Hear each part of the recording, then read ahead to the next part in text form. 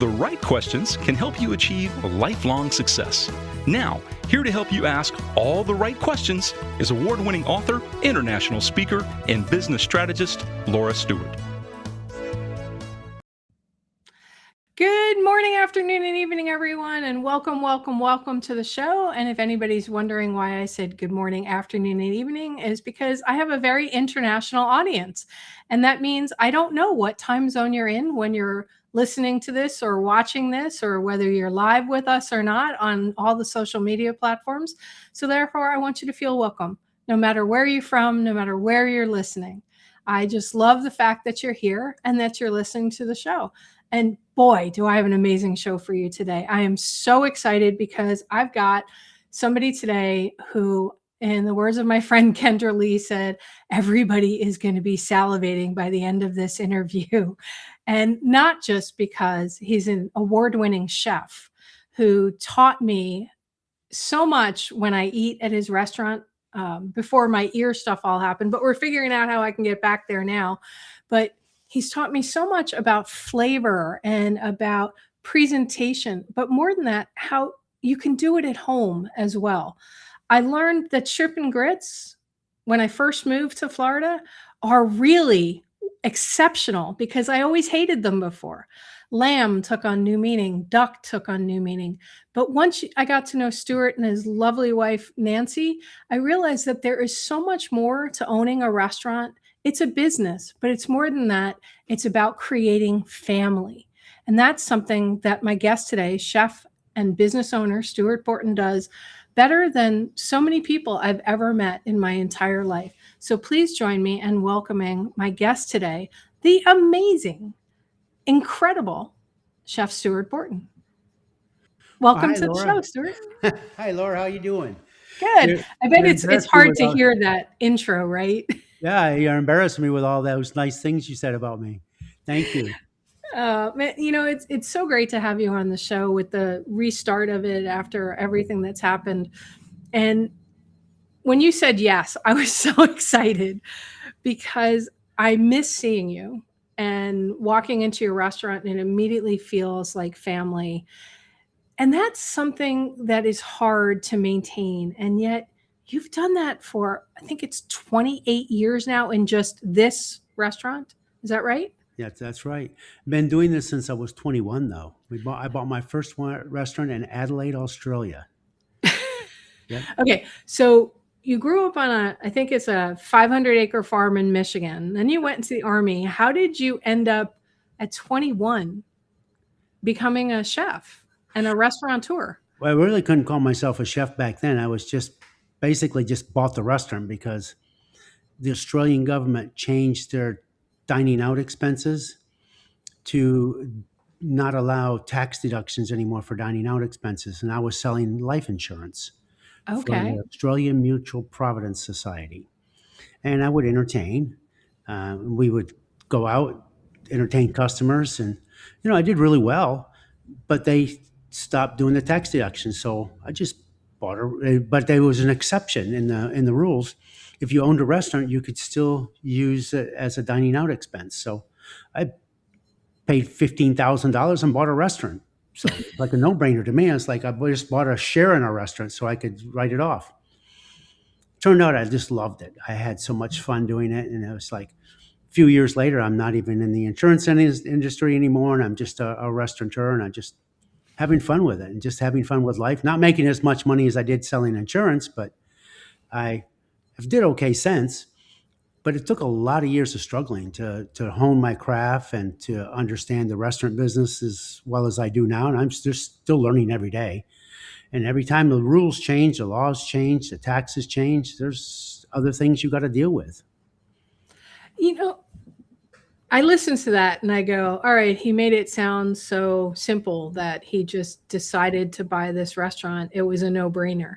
But to the average person pivoting the way you did back then, number one, you're now living in Australia, you're selling insurance, and then you decide to pivot to a restaurant and saying it's a no-brainer. I mean, what were you asking yourself or saying to yourself at that point in time, this young 21-year-old? Well, at 21, I didn't really know the things I didn't even know. It was that old saying, I just did it because as a knee jerk reaction, because I was dining out a lot. I was writing off maybe $40,000, $50,000 a year of my income at the time. And all of a sudden, I wasn't going to be able to write that off anymore. So I'm like, okay, I'll buy a restaurant since a restaurateur can still write it off. Had no idea I'd love the business. My ex-wife she was going to run it with our partners. And she was in college at the time, so she didn't run it very often and didn't really like it. But I loved it. I would go there and I'd entertain guests there, um, take clients there and meet them to sell them insurance to, and ended up doing some crazy fun stuff in the restaurant. And just I fell in love with the industry. It was like it got Okay, so what do you mean by crazy fun stuff at the restaurant? well in Michigan. There's something called smelt. It's a little white fish. It runs up the river. In Australia, they have white bait. So I would do stir fried white bait, and it was like okay, it kind of is like smelt, and it was cheap. It was white bait, but it was fresh. So you could stir fry it, and I could sell like a big old plate of it for I don't know what it was, 5, 10, $15 back then. We made good money on it, so it's just fun. And they didn't even Australia doesn't have a lot of hamburgers on the menu, so we did stuff like that. And then after I sold that restaurant, it was a little different. That restaurant did really well, by the way, because we opened up unbeknownst to me at the time, because I was really focused on work, next to the first casino in Australia that was opening. Oh boy. And it was right next door in the original Parliament House for South Australia, and called the Palm Garden, I think they called it. But it's just this beautiful old building. And it was just it was a little 500, maybe 600 square foot place, just a really small restaurant. But we made it work, and we had fun, and you know, the rest is history. It's kind of I fell in, got bitten by the bug. And then you came back to the States? Well, a couple restaurants later, I'm back in America, and back this 90, the early 90s. I was back in America visiting, and I met my new wife, Nancy. Right. Who I've And, met, who's yep, wonderful. in Old Town. And she was Oh, like, really? yep. And we was kind of smitten with each other right off the bat. And so we ended up getting back together. I went back to Australia, and then I'm like, ooh, these are expensive phone calls. I'm going back to America. So I just left the restaurant, because me and my ex-wife had separated at the time. She was actually living in Japan. So I left her the restaurant and came back to America. Several years later, she sold the restaurant and sent me my share of it. So that was nice of her. Nice. I had to argue with her a little bit about my share, what my share was. She Right. didn't understand half.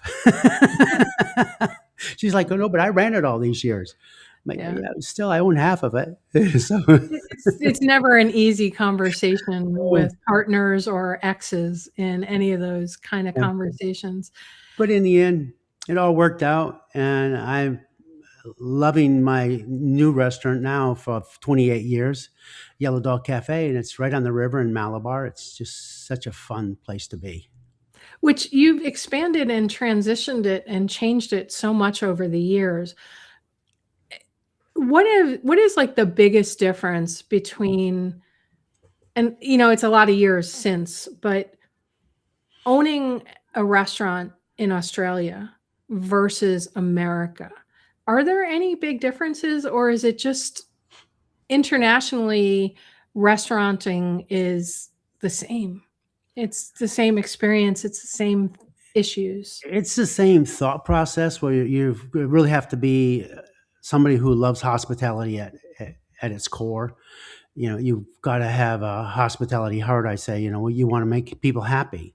So that's the big thing. The difference is there and then here from my experience, 30 years ago in Australia, was how you received your food. Over here, we have all these big semi trucks delivering it. Over there, I had a small restaurant, so and all my restaurants there were small. Well, I should say all, both.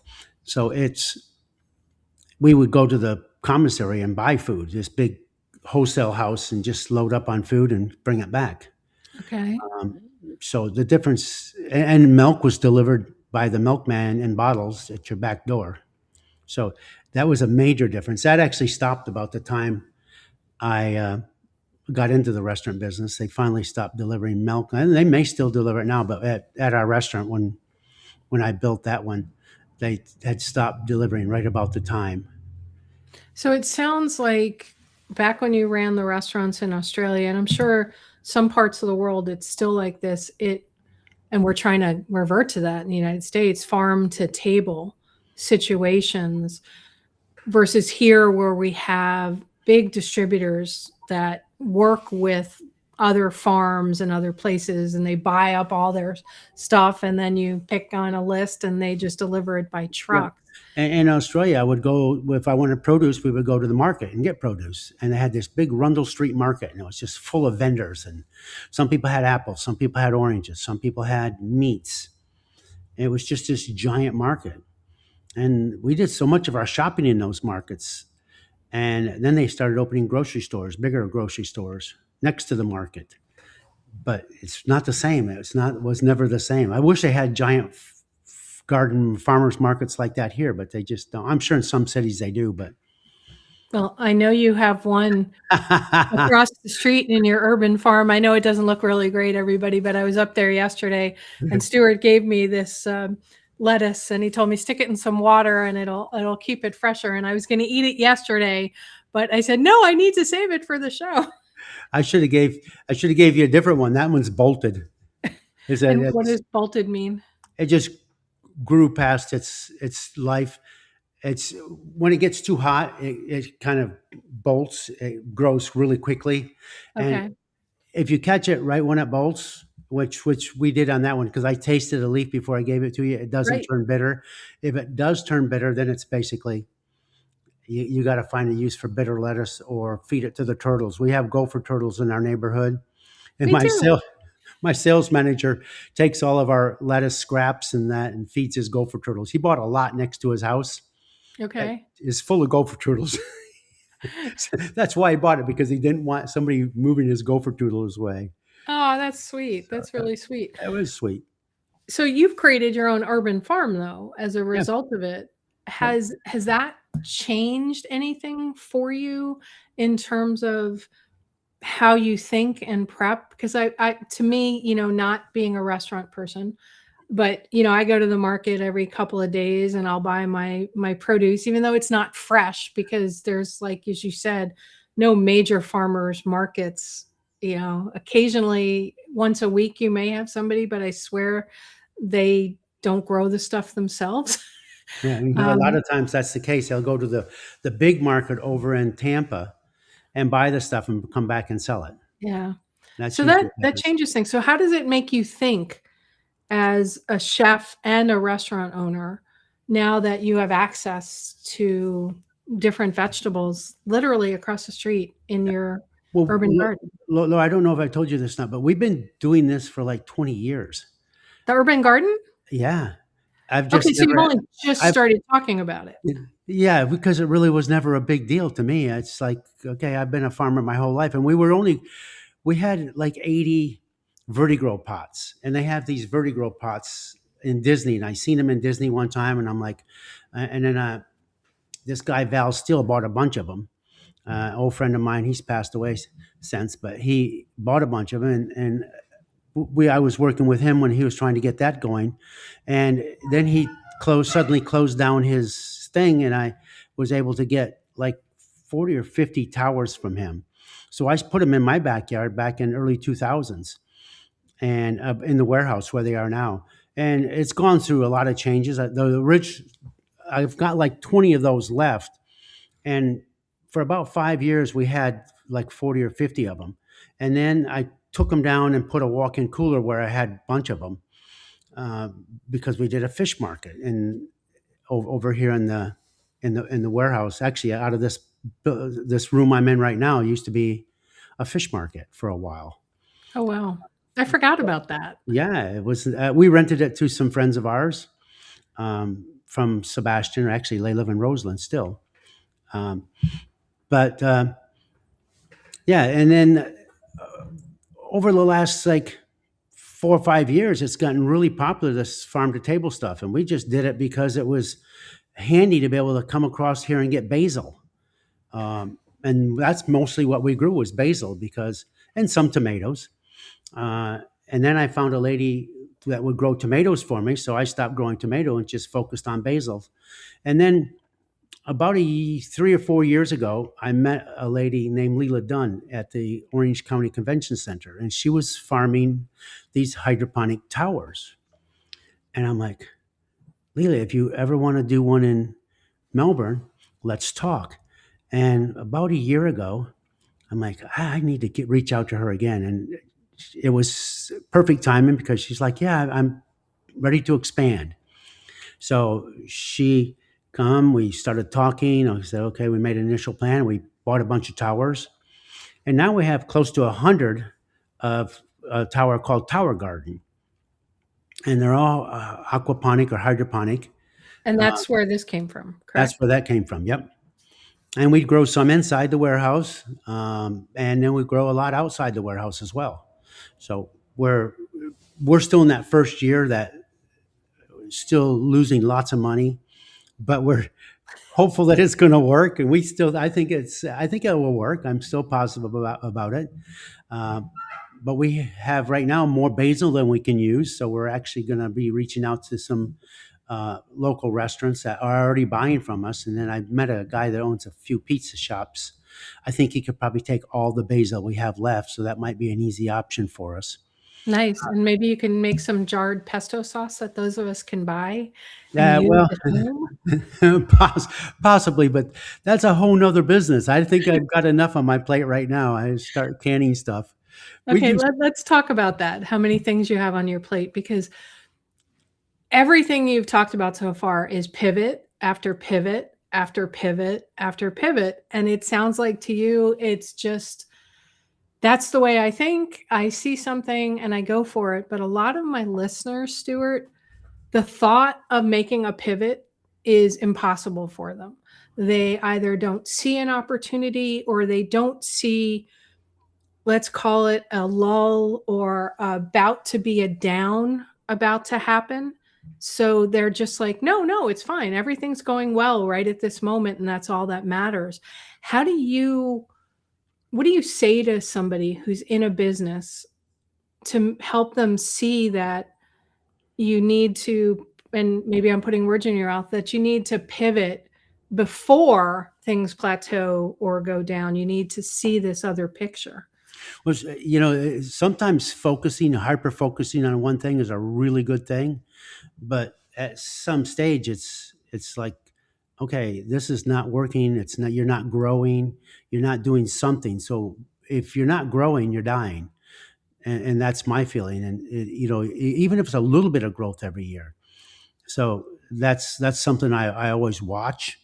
Being innovative with new technology, integrating that into your business, whether it be AI or just knowing your numbers. Some program that there's programs out there you can buy now that you can put your recipes in and tell you how much exactly that recipe costs. Oh, wow. Yeah. So it's an intense amount of work. Matter of fact, we had a class right here with my team that's putting the recipes in, and that's responsible for doing the recipes, whether it be bartenders or general managers or chefs. We had a bunch of those here yesterday in the same room, listening to this new company that we're using and about how to put the recipes in and integrate with what we're doing. We want to try to integrate with back office to try to get the edge on things like the big companies do. I mean, you take a look at like Olive Garden or one of the big chain companies. They've been doing this stuff for years. They know their numbers. They know everything that's going on, and they even have a chance to look in the future by making projections. Like we've had POS systems for years where we can look last year exactly what we sold on Father's Day, for instance. So we can plan for Father's Day this year. In the past, we would just go back and we maybe had it written down in a book someplace and you'd flip back through the last year. But some restaurateurs don't even do that. They don't even have any way to track what their year-over-year sales are, and those ones, those are ones that typically will struggle a lot. It's really interesting because I, when I coach my business clients, one of the biggest things is to make sure they always understand their numbers and then compare what's working and what's not working. I never thought of in the restaurant, because I always thought alcohol was the biggest moneymaker, but you're saying every recipe, understanding how much the cost is of making it, it's it's fascinating because you have some of the best cocktails ever that you guys do, and your social media pages just make you want to salivate, even just the cocktails, how amazing they look. So it's every little piece in the restaurant business, right down to that piece of broccoli, how much that Yeah. costs you. Yeah, or the Changes. lavender syrup in the cocktail. If we Okay. do lavender syrup, we're buying lavender, and that's a recipe to make the lavender syrup. And then how much of that recipe do we use in a cocktail? That details it out like that, and it helps us understand where our margins are. Man, we want to be fair to ourselves, but we want to be fair to the customers as well. Right. So we know we have a high cost going in because we're using premium ingredients. We're making all of our stuff, so our labor's more than most other places. So our food cost needs to be a little more, and that's one of the reasons we have to charge what we do charge, because it's just so expensive. And even people don't realize, but farm to table means a lot of times more expensive. You think it's cheaper growing your own stuff, but when you're hiring a farmer to run your small farm, even if it's a big farm, the farming is expensive. Farmers don't make a lot of money, not a lot of profit in farming. Hence, our family farm in Michigan sits in the soil bank because it's not really big enough to make money. It's, you know, um, it's a good for a hobby farm, but it's not a real living for anybody anymore. And my little brother lives on the farm. He's got some horses and stuff, and he does a little bit of hobby farming. But most of the land sits in the soil bank because it's just not. There's not enough money to make a good living out of farming. And that's got to be similar for a restaurant if you only have one restaurant, or somebody in business has one location and is only got a handful of customers. How do you then manage to expand? You have so many seats that you can fill. You can't just say, "Oh, I've got more customers coming in than I can handle, so I'll expand." You can't You just can't do easily that. expand. Yeah, and if you have one location and you're full all the time, you're probably doing okay. If your rent's right, your food's good, your cost is right, um, but you've got to understand your profit margin. It can't just say, okay, my egg cost or my steak cost, $1, so I can sell it for $3. That just doesn't work anymore. That used to be one third food, one third labor, one third profit, or one third expenses, and then that's really what it is. It was, but now they have this new thing that it's been around for a while now called prime cost, and it's food and labor, and that's what your people on the line and in the restaurant can really control. And that prime cost with food and labor, and that's when we try to keep around 60%, because Okay. that number for us, if we keep that prime cost of food and labor at 60%, we might get 4 or 5%, even 6 or 7% if we're lucky, profit at the end of the year, because that last 40% has to pay everything else: workers' comp, liability insurance, which sometimes some years it's over 100,000 a year Wow, that's just for expensive. liability insurance. Yeah, That's on par with tech companies, that their liability insurance is so high because of ransomware, cybersecurity threats, and yeah, all of that stuff. So yeah. that's a lot, 6 to 7% profit. Is that why you've pivoted into other arenas to Not help really. that? Some of that was, but back in 2012, I think it was, decided I'm going to write a book. So I wrote a cookbook. God bless you. Thank you. So I wrote a cookbook, Yellow Dog Cafe Cookbook, and I was going to try to find a publisher, and and then I met this guy named Enzio Avante. I think Alavante. I'm not sure. I probably killed his last name, But he had a little restaurant up in Merritt Island next to the Home Depot. He doesn't have it anymore. But somebody told me he published his own book. So I'm like, I'm going to go see him. So I went and seen him, and he told me where he got it done. I'm like, well, thank you very much. So I went and I wrote to the lady, uh, and made a couple phone calls, and then I sent her my manuscript. And all of a sudden, I'm getting my book printed in China. So I'm like, so okay, wow. So before I did that, I opened up a company called Yellow Dog Printing LLC to do the printing, Right. because I didn't want to do it under Yellow Dog, because I figured I said, well, if it works for me, maybe I can do it for other people. So now I've done quite a few books for other people. Um, and I've done 2 more books for myself as well. And we've done a coloring book and just fun stuff. And I have a lady that helps me, and of the last couple years, and she's like edited 3 or 4 different books now, in the last year, and that's a lot for us.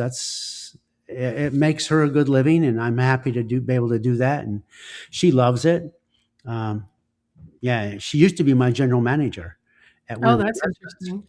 And then she retired, and then she decided, oh, I'm going to come back to work. And I'm like, well, can you be my assistant? So she does the printing company. She does most of the stuff for the printing company now, and she does a great job. And it's busy. We had the busiest year last year we ever had in the printing business. And you've got 3 cookbooks, right? In addition to the coloring book, so Yep.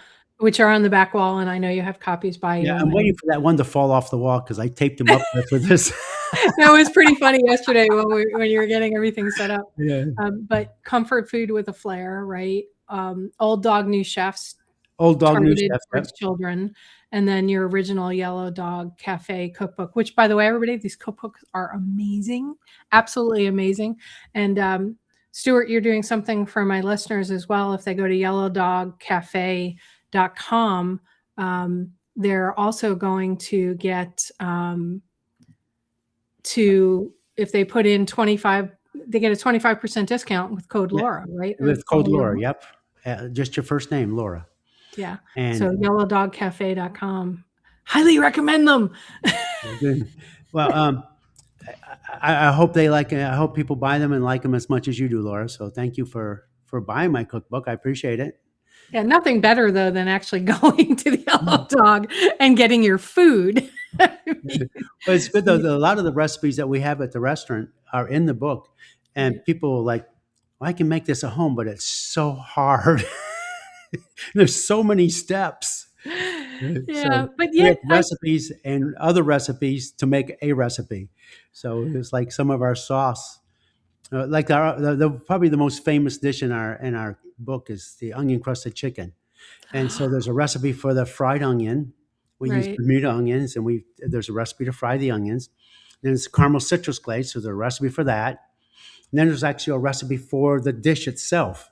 So, but you have to use the onion crusted recipe, or the onion recipe, and the caramel citrus recipe to make the onion crusted chicken. So it's a lot of work, and we do it in bulk, so it's a little easier for us, and we do it all the time. So even when you do something that's hard all the time, it becomes easy. So it works Okay. for us. So for my listeners who all watch The Bear and a bunch of other shows like that, is the kitchen just like you see it in shows like The Bear, if you've ever watched it, where it's insanity in the kitchen, or are your kitchens, I imagine them just being a little calmer? Yeah, we're a very calm kitchen. Everybody knows what they have to do. Um, communication is key. So we try to make sure that when people communicate, they don't just say one thing, but if it's important to be done right, make sure to explain how you want it done right, unless the person knows exactly what they're doing. But we're like any other kitchen. We get new people, so when you say, okay, I want a béarnaise sauce, and there's ways to make béarnaise sauce, but they may not know how to do it. So you explain it to them, or you give them a recipe, and you kind of talk them through the recipe to make sure they understand it completely, and then you let them go try to make it. And then you taste it and you follow up and make sure it's right. So it's communication is what I'm trying to get at. It's so important. You can't just say it. You have to actually make sure they understand it. or you're not really communicating. You might think you're communicating, but if you don't really make sure they understand what you're saying by explaining it well, you're not really communicating. You're just telling somebody something that they don't understand. Well, that's really critical in any area of life, isn't it? Oh yeah, yeah, But even more so in a restaurant where there are knives in the kitchen, and you've got all these customers that have expectations. But that's pretty much in any business, yeah, right? yeah. Exactly, exactly. And when you're not just communicating, the servers have to communicate well with the guest, because if somebody's allergic to something, we want to make sure that they understand exactly what they're allergic to. We want to make sure that's communicated well with the kitchen, so that we don't hurt somebody or make them sick or do something that's wrong. It's a Communication is a whole different thing though on the internet. You can just blast anybody you want to and say you're really not communicating. You're just shouting out there on the internet. Right. That's So funny. when I'm hearing communication being important and I'm thinking about my listeners out there, is there a lesson that helped you learn how important that was? Yeah, I'm sure there is because I'm a hardhead. I learn everything by by making mistakes. Okay. I can't think of anything right offhand, but I'm sure as soon as the show's over with, I'll say, "Oh, I should have thought about that." But Is there a lesson you've learned in any area of running this business, whether it's um, communication or otherwise, that you want to make sure that the listeners really think about be kind to something? people because you never know who you're talking to. We've had people who come in to the restaurant and you think they're not anybody special, but all of a sudden it's like, oh wow, he's famous. It's We've had so many famous people in there, and I don't recognize them because I don't watch a lot of TV. I work a lot, but then I was like, oh, that's Eminem, or that's oh, I don't even know the guy that did that Slim Shady. Oh, okay, I don't know him. Yeah, but he's come in the restaurant. John Welsh is a regular in the restaurant. We see him. Yeah, he's a local Vero Yeah, guy. yeah, he's Yeah. really nice. But we've had lots and lots of people. We had Marco Rubio. I sat down next to him having lunch one time, which was really kind of cool. Which is now a big He's, political hotbed. yeah, yeah, he's like the Secretary of State. Whoever thought I would sit next to Marco Rubio and have lunch? Yeah. Well, he was a local Florida guy. So, you talked about being kind to people because you don't know who they are, but you also don't know what they're going through. And Exactly. Yeah. you have a tendency at your restaurant to see people on their best day. Yep. And sometimes on their worst day, they're having a funeral or something, and you don't. Okay. Yeah, and we do a lot of funerals or celebrations of lives, and that's a really hard time for people. And you see people come in with their mom and dad, and they're like, you know, for my mom don't remember much anymore, but this used to be her favorite place, and that's why we're here today. Oh, So, that kills me. Okay, tears. and Yeah. yeah, so it's like, and you're like, wow, that's really cool. Or you'll see somebody that was a baby and now they're 18 or 19 years old or 28 years old, which we've been here for a long time. And they come in, I've been coming here since I was a baby. I have a picture of you carrying me around when I was a little kid. Oh, I'm like, wow, that's cool. It's like, hey, it's amazing. you get your customer. You know who your customer is. So, who is your customer, and how did you figure out that's what your customer is, and that you decided to just focus on that customer? Because I don't know. I think you've seen this. You're very involved in your community, chambers of commerces, business organizations around. Figuring out who your customer is and then not wanting to pivot away from your critical customer Well, is so when we, common. yeah, we found out a long time ago that, and we first started, and this is a lot of credit goes to Nancy because she's like, we're going to do a high end restaurant because the first one I did was called Stuart's Bistro in here in Florida, and I say I did it, we did it together, um, and it was just a little. We called it Stuart's Diner, and then we changed the name to Stuart's Bistro because I'm like, I don't like this diner attitude that all my servers have. They say, well, it's just a diner. Why do you expect me to Oh, bust the table? So I'm like, oh, I'm going to change the name to Stuart's Bistro so they don't feel that it's a diner. and it's okay not to bust the table, and it's okay not to do all these little extra things that we want to do for people. And so we changed to Stewart's Bistro. I got my first 5-star review from a lady named Sheila Lowenstein, who was a food and wine editor for Bon Appetit Europe, just before she retired. And then she moved to Vero Beach, and she gave me a 5-star review. She had a tremendous following.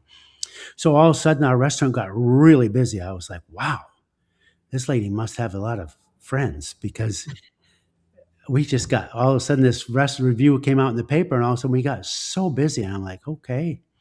So a few months after that, this yellow dog came up, and it was just a teardown of a building, and it was $250,000. So I was like, wow, that's a lot of money. So we put our money together, got credit cards, and we bought it actually on a credit card and we borrowed $100,000 from a friend of ours That's to commitment. remodel it. Yeah, and but he was a regular customer of ours at the restaurant, so he knew us and he had faith in us as well. But that gave us our start. So between the credit cards and the $100,000 we borrowed, um, and the landlord, or the not the landlord, but the guy who sold it to us on a land contract. So we actually own it, and we bought it outright, because he said, well, you can either buy it or rent it for the same price. And I'm like, well, we'll buy it if you'll finance it or hold the paper. So he held the paper and we bought it, and the rest is history. We remodeled. We opened with 28 seats, then it went to 70 seats, and now we're just short of 300 seats. So Wow, 300 seats now? Is that because of what you did downstairs and down on out back? down on the Okay. riverfront, yep. Yeah. So down in the riverfront, we don't even use that except for weddings. We did a wedding down there for my nephew, and it was just beautiful. I couldn't believe it was so nice. We just had that hurricane, and it messed up the whole riverfront. So I quickly pressure washed it. It was like literally a few days ahead of it, and everything looked terrible. So I went out and bought a pallet of sand in bags, and we poured it over everything, the play sand, to make it look like it was a big sandy beach instead of full of weeds. So we break the leaves up and poured sand on it. So we had this beautiful, beautiful wedding venue, and bought a bunch of flowers and put down there. So it just turned out to be like this perfect venue for my nephew. And they had a destination wedding because they live in Boston, so they all came down here for the wedding. There was probably 100 people. So Wow. it's a great wedding, but it just looked beautiful. It's like, but we don't really use the riverfront because I don't know why. I keep saying we should use the riverfront more. Yeah. But Yeah. the staff is like, they push back, and it's like, oh, we don't have enough people to sit outside. And I think it's that they don't want to walk the extra 20 yards to get down on the riverfront. Well, it's the steps, right? And it's That they more have to steps. go down. It's another set of steps. So it'd be 3 stories down.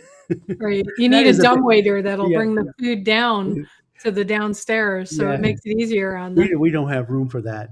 We don't even have any extra space to hardly walk around. So it is a lot. So I just say, and it goes well like it is. But one day I'm sure they're going to say, okay, wow, um, maybe we will do that. We do want to do a white party down there though, because Oh, it's that'd be just, fun. so we're going to do a white party sometime this summer. We haven't set a date yet, but my GM wants to do a white party. She's younger, and the age where they want to do things like that. So Right. Hopefully it yeah, won't be the day like it is the day we're doing this show live with 110 heat index. yeah, exactly. Or maybe fans or something would help. Yeah. But Yeah, maybe we'll absolutely. do it this fall when it starts to get a little cooler. I don't know. She hasn't picked a date yet, so Okay. and she's on vacation next week, so she won't pick a date until after she comes All back right. from That makes a vacation, lot I'm of sure. sense. All So right. So you buy this restaurant, you start doing all these things. You go from 28 tables to 300 tables. That's a major expansion. It took a number of years to do that. What would be your advice to somebody considering growing a business? well, go slow. You don't have to rush into it. Um, bite off pieces that you can chew. Don't go crazy and try to go from running because we were growing as well as restaurateurs. We went from I should say, my wife, she was running the Living Seas and working for Disney at the Coral Reef restaurant. So she had lots of experience, but I was still learning how to cook for 28 people when we bought when we did that, and because my first restaurant was 28 people, so and then went to 70 people, and it's just an expansion thing. You have to learn, get a system in place, and we have always had a small kitchen, so trying to do the kitchen and create your menu that works for what you have. And I guess that's how I say, make sure that don't try to overstep or overplay your hand. If you have a small kitchen, then really be concise with what you do. Practice it before you actually put it out there on the menu. Make sure you can do it consistently, every time the same. I know we don't get it right every time, but we really try every time to get it right. So, grow in steps that you can grow. Don't try to, if we would have went to 300 people from 28 people, we probably would have failed, because we still have that same 10-foot hood system that we had in the beginning. We Okay. don't really have any place else to put another hood system unless I do a major shutdown and just redo the entire restaurant. So every time we grow, we have to reimagine what our menu is going to be, or relook at what our menu is going to be, and say, okay, can this still work if we're on a busy day? Because you can't run a menu on a busy day that you can't do on a slow day, or a slow day that you can't do on a busy day, because is what I should said. Because if you have a 50 guests and we have a 3-foot grill, and if we had 6 or 7 different steaks, it would not be possible, because we only have a 36-inch grill. So we have to refine what we do. We usually have maybe 2 steaks on the menu, sometimes 3, but we have to really watch what we do, because you still have to have room on the grill for fish that doesn't touch the meat, and you have Okay. to for chicken that doesn't touch the meat, because you have people's vegetarians or that people that eat fish but they don't eat meat, so you don't want the grease of the meat splattering on their fish. Which changes the taste Yeah, and it's a lot of wrong other too. things, not to Yeah. mention the mental aspect of it if they find that out. I'm just, I'm listening to you, Stuart, and I keep drawing parallels to so many different kinds of businesses. It A strong foundation is a message I get throughout everything you've been saying since we started the interview, that you need a strong foundation of what your costs are, who's doing the work, what you can get done, um, who your customer is, even your branding. Yellow Dog Cafe. By the way, everybody, if you get a chance to go to the Yellow Dog Cafe, make sure you order dessert, because the yellow dog brownie and the little yellow dog cookies are just to die for. But all of that, you talk about foundation. Was that a hit or miss for you, or did it grow with you? Had you and Nancy thought about it from the beginning? Well, everything we did. You mentioned the cookie, for instance, back in early 2000s, maybe even 1998 or 1999, when we first started. We started this yellow dog cookie. Back then, smoked salmon used to come on this piece of plastic, and it was about less than probably a 16th-inch thick. We used to cut them out with X-Acto knives, with a little X-Acto, cut the shape of a dog out, and we could get 3 or 4 dogs on this piece of plastic. So we just did it one day because the dishwasher was bored. And he's like, "I can make you a dog." I'm like, because I said it'd be nice to have a logo dog. And he says, "I can make you a dog." So I said, well, "Okay, take this." And so he took a X-Acto knife and he cut the shape of the dog out. And I'm like, "Okay, that's perfect." So I rubbed the Toodle batter over it and baked it on the back of a sheet pan, and it worked. So now we laser cut them, and we can do 20, 25 at a time if we want to. So we laser cut them on a piece of plastic that is the size of the back of a sheet pan, so we get a maximum amount. And we have to, because sometimes we serve 100 desserts in one night. Wow. So we have to be able to make a lot of cookies every day, and we try to make them quickly, because we're a scratch kitchen. We make everything from the bread, relishes. We slice our own meats. We cut our own meats. We make the sauces that go on all of our dishes.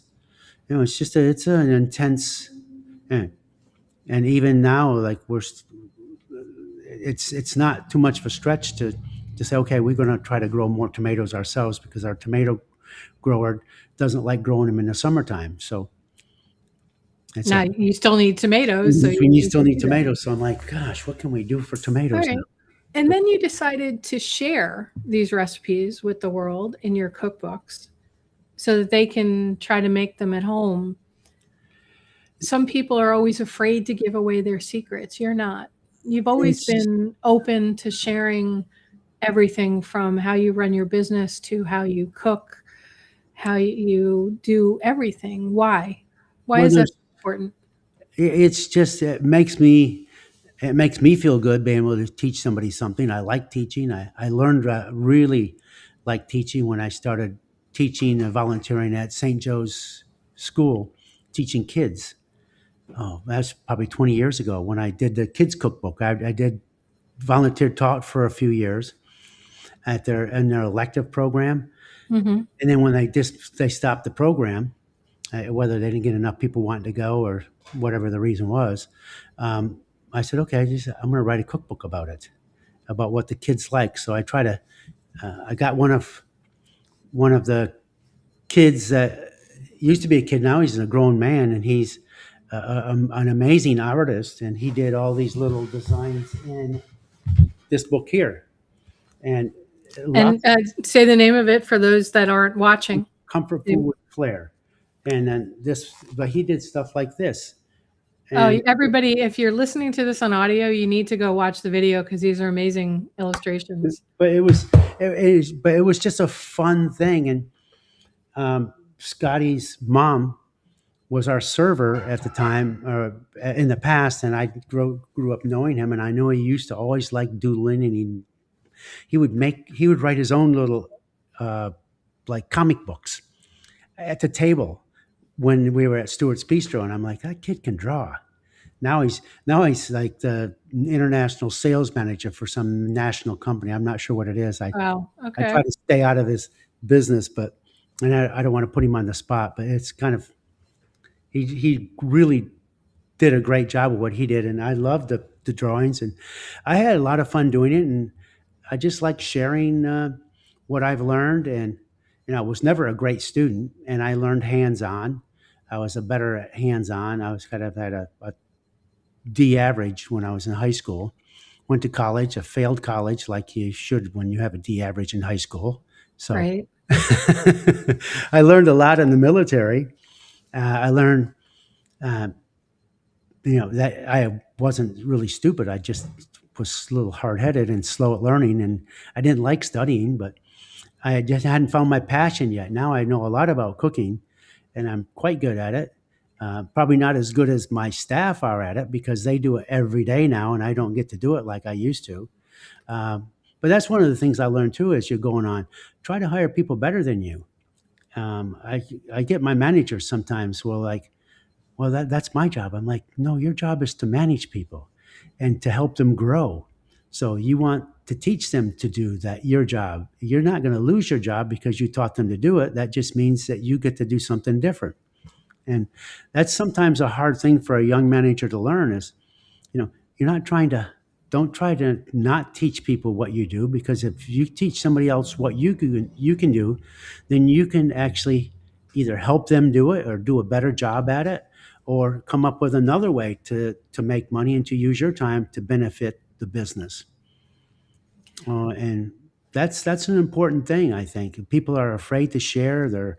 Young managers are afraid that if they teach what they have to do to somebody else, that then they're not going to be able to keep their job. And I'm like, no, it doesn't work like that. You teach people, and they'll do it, and then you can learn something else. Go on and learn something else on your own, or uh, maybe help them do it so it's done faster and better, and come up with different ways. So that's my advice to people: is share your knowledge, because it's important. You have important stuff inside you that you're not going to be able to, somebody else might not be able to do when you're not here anymore to do it. That's a That's a beautiful way to sort of, oh, there it went. We knew it was going to go, except I thought it was going to be the other one. That's fine. It was the comfort food book. If everybody is just listening on audio, Yeah. Stuart had put them up on the And wall that was behind going to be him. that was going to be free now because it spelled 3 times. It's pretty much destroyed. That is so funny. Oh, they think that was a perfect ending, sort of, to what we were talking about today. Well, we're remodeling my office. That's why there's no pictures on the wall because Because everything falls it's, off. it's got a fresh paint job and it doesn't have any doors. You can't see it, but I have no doors on my office. So it's kind of like there's doors coming into my office area, but there's no doors on my office. So, but it's funny. It's like, okay, we can do this in my office. It's still where I work. That's so funny. That's so funny. Stuart, is there any last thing you'd like to share with my listeners? Well, I have a tendency to, you heard the phrase squirrel.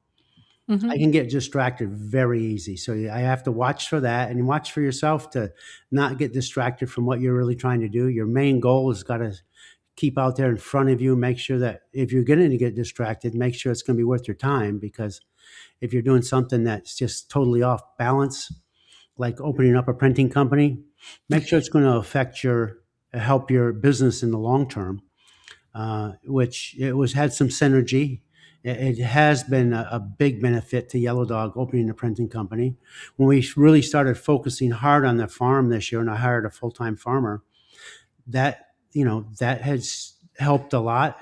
I don't have to go out in the garden and do all that stuff anymore, but I'm still needed there, and I've been doing it for a long time, actually longer than she has been doing it. But she has specialized knowledge with the tower gardens that I don't have.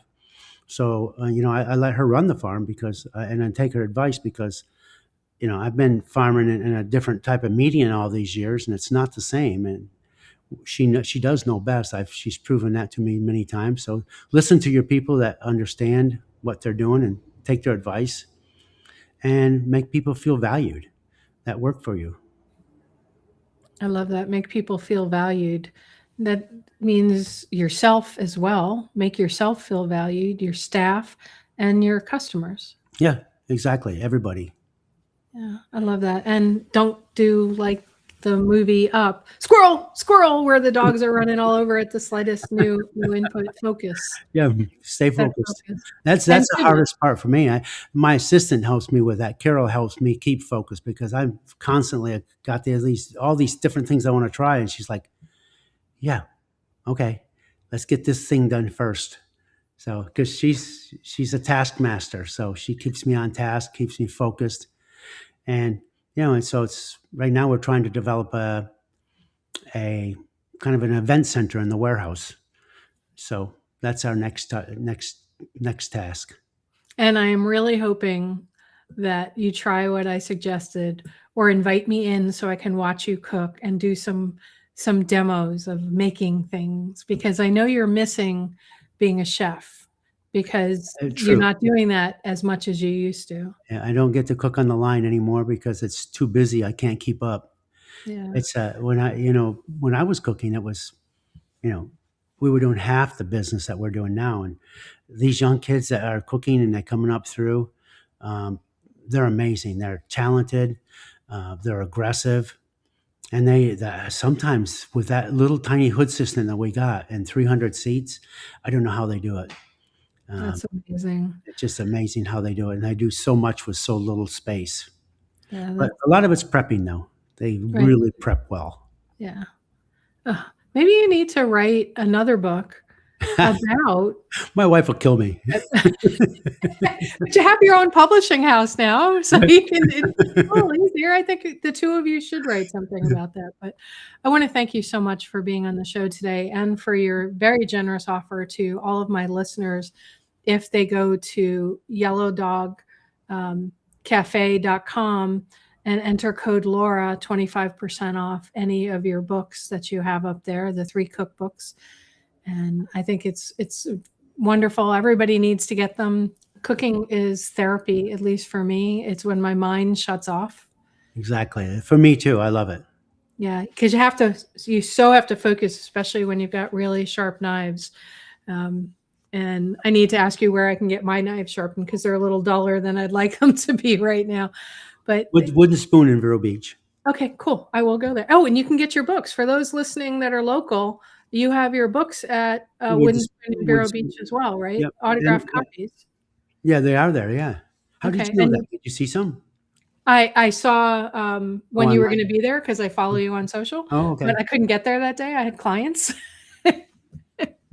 Yeah. So Wooden Spoon, both in Melbourne or West Melbourne and Vero Beach, carry them. A few Okay. other places, but I used to be on Amazon, but I took them off Amazon. I don't know why. I just wasn't selling as many, and I think I made a mistake on Amazon by having them store my books. It Okay. ended up costing more money than it was worth. So maybe I'll go back on Amazon, but ship them myself. Or have the ebooks up there, but most people want cookbooks that they can touch and Yeah. hold and Ebooks, see. my first book I made into an ebook, and I don't think I ever got the $600 back that it cost me to put it on there. So Sure. I'm Well, not sure it's I want really, my cookbook. yeah, I'm not sure ebooks is really, I didn't do any of the other ones on ebooks because I didn't see the value in it.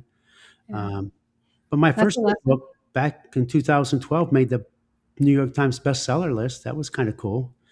I was at the Vero Beach bookstore, and they just sold so many of them. They do that reporting thing Yeah. that I made the bestseller list for the day for the nonfiction.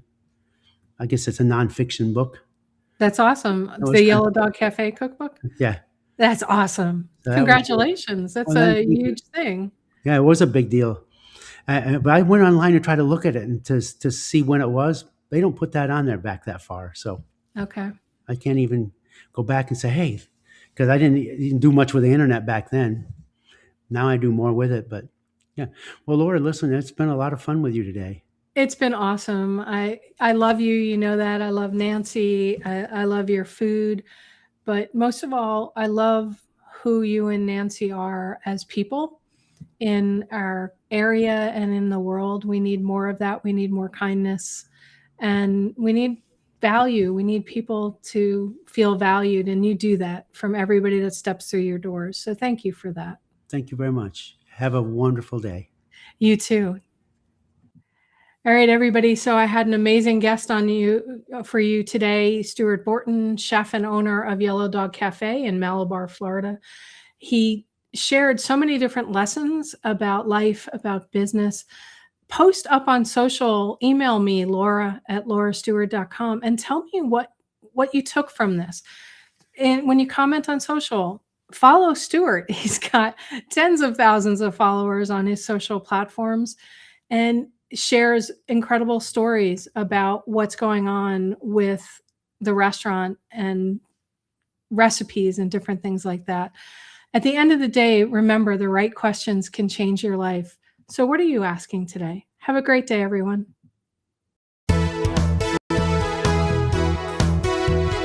You've been listening to It's All About the Questions, starring Laura Stewart. Connect with Laura at it'sallaboutthequestions.com and download a free workbook that will help you ask better questions starting today.